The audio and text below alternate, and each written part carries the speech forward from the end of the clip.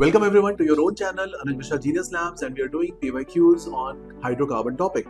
Very important for your 11th, 12th preparation, JEE Mains, NEET, Advanced, Board सबके लिए important topic है. चलिए देखते हैं question.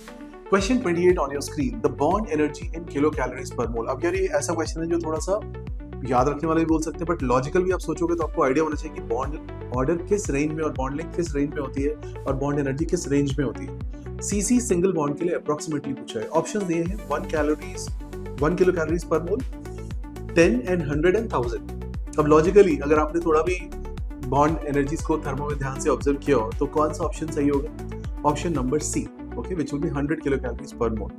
बॉन्ड एनर्जी को किलो जूल्स में निकाल लो, 4.2 से डिवाइड कर लो और आंसर लेके आ जाओगे. चलिए एक और क्वेश्चन देखते हैं. Question 29 on your screen. In allene C3H4 the types of hybridization of carbon atom are. Allene एक ऐसा कंपाउंड है जहां पे दो C double bond back to back होते हैं. इट्स C3H4 एंड ये ऐसा स्ट्रक्चर होता है. ठीक है, ऐसे ध्यान से देखो. ठीक है, perpendicular. Okay, because of this what's going to happen in C3H4, अगर आप टर्मिनल पोजीशन पे डिफरेंट ग्रुप्स लगाते हो तो ऑप्टिकल एक्टिविटी भी शो करता है. Extra point. Okay, now coming to the question. In this particular case, since the middle carbon is having both side two double bonds, तो आपका मिडिल कार्बन क्या बनाएगा? sp hybridized structure because of 2 sigma bond. Terminal वाले दोनों sp2 होंगे, तो correct answer होगा इसका बी. देखिए, मैं कोशिश कर रहा हूँ कि जो क्वेश्चंस आप सॉल्व करो बिना पेन की मदद से, यानी कि ये यहाँ से आपका थॉट प्रोसेस ज्यादा इंप्रूव होता है. मैं लिख के भी दिखा सकता हूँ क्वेश्चन को, उसका पर्पस नहीं होगा. तो कोशिश करो कि जो मैं बोल रहा हूँ आपको समझ में आए, उससे आपकी थॉट प्रोसेस डेवलप होगी, विजुअलाइजेशन स्ट्रांग होगी. And that is the idea about solving this kind of PYQs, that this gives you confidence कि without pen and paper also you can solve these questions. That is the whole idea about recording in this format. Okay, so keep watching. Next question, question 30 on your screen. The number of optically active product form after the reaction of complete ozonolysis of the given compound. देखो, ozonolysis अगर आप इस compound की करोगे जो आपको screen पे दिख रहा है क्वेश्चन 30 में, तो यार ये डबल बॉन्ड को ओपन करेगा, COH बना देगा. एक जगह से, दो जगह से, तीन जगह से, सब जगह से ब्रेक कर दोगे. ये बनने के बाद आपके पास नेक्स्ट स्टेप पे क्या होगा? Check the left side one, CH3C double bond OH, इससे तो कुछ भी नहीं मिलने वाला मेरे को, राइट. उसके बाद दूसरा वाला आप ऑब्जर्व करो. ओके, उसमें क्या होगा? लेफ्ट साइड भी CH और इधर भी COH, तो दोनों तरफ से सेम कंपाउंड बन गया, वहां से भी कुछ नहीं मिल रहा है, राइट. थर्ड वाले से भी कुछ नहीं मिल रहा है, तो करेक्ट आंसर क्या होगा इस कंपाउंड का? अब सारी चीजों में कहीं मेरे को ऑप्टिकल एक्टिविटी दिख रही है, इसमें क्या मिल सकती है? Answer is nil, answer is 0 और शून्य.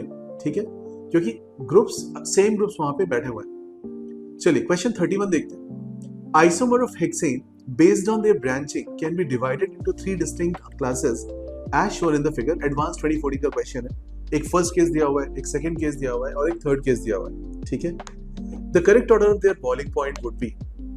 अब देखो, जितनी भी लीनियर चेन्स होती है उसमें हम बोलते हैं लीनियर चेन्स के अंदर सिमेट्री मिनिमम होती है. ब्रांचेस बढ़ाते जाओगे, सिमेट्री आपकी बढ़ती जाएगी और उसके हिसाब से बॉइलिंग पॉइंट कम होता जाएगा. सबसे ज्यादा ब्रांचेस कहाँ पे देखने को मिल रही है आपको? फर्स्ट वाले सिनेरियो में. तो सबसे कम बॉइलिंग पॉइंट किस वाले का होना चाहिए? फर्स्ट वाले का. सबसे ज्यादा ब्रांचेस फर्स्ट में मिल रही है, सबसे कम ब्रांचेस कहाँ पे मिल रही है? लास्ट वाले में. तो सबसे ज्यादा बॉइलिंग पॉइंट किस होना चाहिए? थर्ड वाले का. सो कौन सा ऑप्शन इसमें लॉजिकल होता है? चेक करके देखो. 3 is more than 2 is more than 1. Simple thing is more branching, more symmetry, lesser van der Waals forces because of poor dipole attraction, right? उस तरीके से आप बोल सकते हो और weak van der Waals forces की बात कर सकते हो. इसका उल्टा सोचो, less symmetry, big compound, more van der Waals forces, more boiling point. I hope you understood this concept. तो चलिए नेक्स्ट वीडियो में हम आगे बढ़ेंगे और PYQs के साथ. Till then, take care, bye bye. Keep watching, liking and subscribing this channel. Thank you.